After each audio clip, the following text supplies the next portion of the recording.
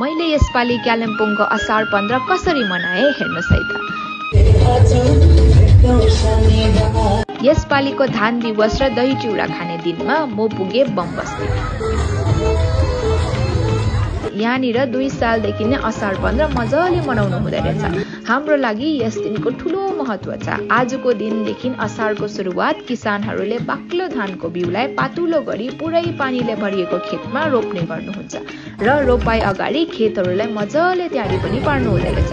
नानीहरूदेखि बुढापाकाहरू सबैले यस दिनलाई रमाइलो गरी मनाउनुहुन्छ। अन्त खेतको रोपाई सकेर सबैजनाले मिलेर दही चिउरा खाएर नाचगान अनि रमाइलो गरी आजको दिन यसरी मनाउनुहुन्छ। मैले यसपालि पहिलोचोटि असार 15 यसरी मनाएँ। अर्को पालि तपाईहरू सबैलाई म फेरि पनि भेट्न आउँछु। भिडियो सबैसँग सेयर गरिदिनुहोस् होला। अन्त आजको लागि यति नै। भिडियो मन पर्यो भने फलो गर्नु चाहिँ नभुल्नु होला। Bye guys, see you in my next video.